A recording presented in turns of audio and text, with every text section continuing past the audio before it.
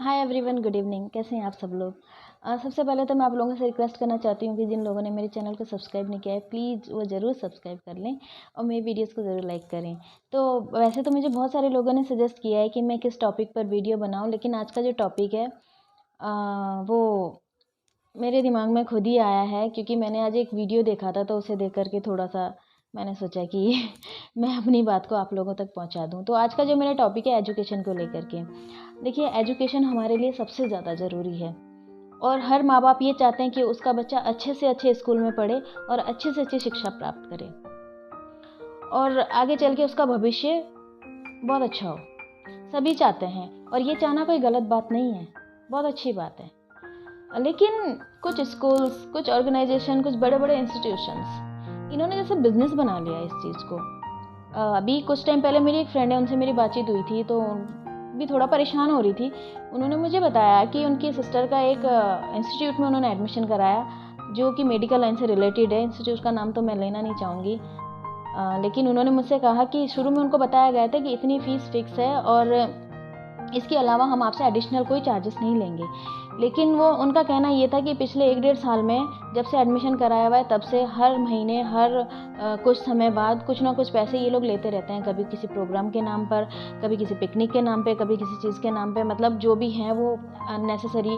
लेकिन अगर मना कर दे कि ये बच्चा, हमारा बच्चा नहीं जाएगा या कुछ भी है, तो वो लोग धमकी देते हैं कि अगर आप ऐसा पैसा नहीं दोगे तो आपके बच्चे का एडमिशन कैंसिल करा दिया जाएगा। अब आपको सर पे तो लटक गई ना कैंसिल करने की तलवार। अब आप कर्जा लो चाहे कुछ लो, जो भी लो, आपको वो पैसा देना ही देना है। और सबसे बड़ी बात, ये बड़े-बड़े इंस्टीट्यूशन जो होते हैं डोनेशन बहुत ज़्यादा लेते हैं। डोनेशन के नाम पे बहुत पैसा लेते हैं और फिर और भी एडिशनल बहुत सारे इनके चार्जेस होते हैं जो हिडन ये लोग करके रखते हैं, लेकिन ऑन रिटर्न कभी नहीं देते हैं आपको। स्कूल की बात भी यही हो जाती है। स्कूल में ये होता है कि बच्चे का एडमिशन एक बार हो गया है तो आप उनकी सारी बातें मानने के लिए बाध्य हो जाते हैं।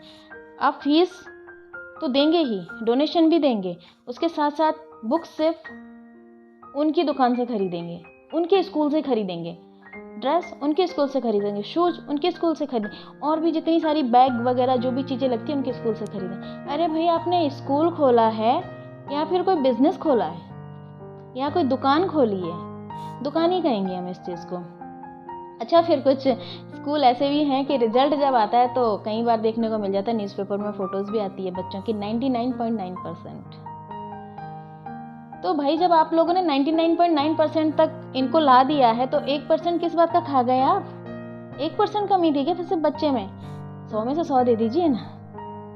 बच्चा भी खुश और हमें भी लगेगा कि हाँ, ये 100 में से 100 मिला है। 99.9 ही क्यों? वैसे परसेंटेज मैटर नहीं करता,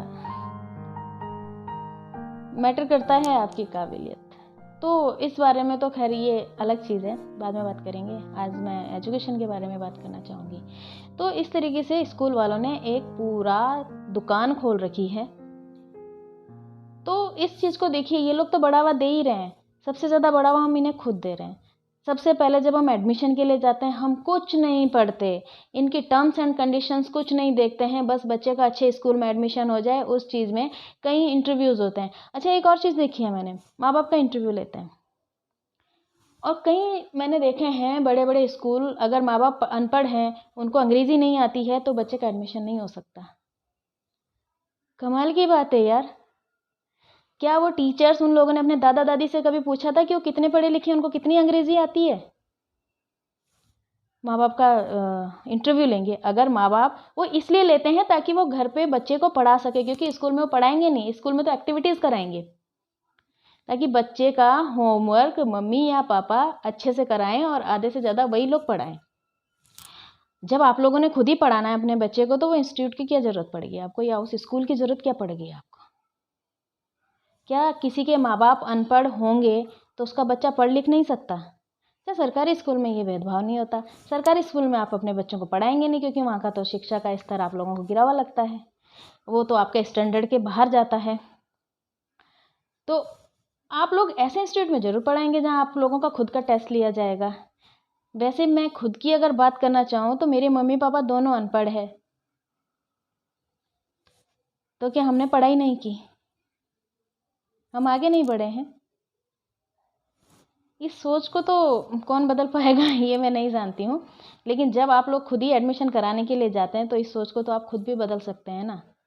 और सबसे पहले तो जब आप परेशान खुद ही होते हो, जब आप कहते हो कि ये पैसा लिया जा रहा है, अननेसेसरी फ़ीस ली जा रही है, ये कर रहे हैं स्कूल वाले, वो कर रहे हैं। अभी लॉकडाउन में भी काफ़ी मुद्दे आए थे कि ज़बरदस्ती फ़ीस ली जा रही है, जबकि स्कूल तो खुले ही नहीं है, हम क्यों फ़ीस दें? लेकिन उसमें सिर्फ 2 दिन हल्ला होता है, तीसरे दिन ये सब चीज़ें शांत हो जाती है, आगे बढ़ने को कोई तैयार नहीं होता।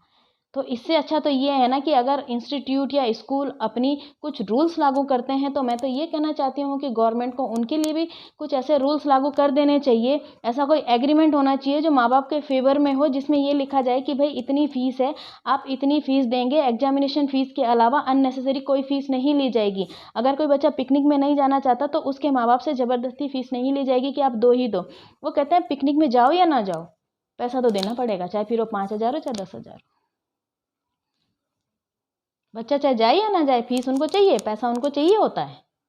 तो भाई आप आगे बढ़ के ये चीज़ तो करवा ही सकते हैं कि एक ऐसा एग्रीमेंट साइन हो जाए कि अगर बच्चा पिकनिक नहीं जाना चाहता है तो माँ बाप फीस उसका पैसा देने के लिए भी बाध्य नहीं है।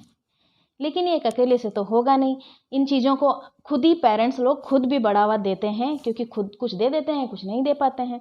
जो नहीं दे पाते हैं वो विरोध करते हैं, विरोध करने पे उनको बोला जाता है कि आपके बच्चे का एडमिशन कैंसिल कर दिया जाएगा। तो उनके तो सर पे हमेशा तलवार लटक गई ना, फिर देना ही देना है किसी भी हाल में। तो ये रूल तो आप ही लोग लागू करा सकते हैं।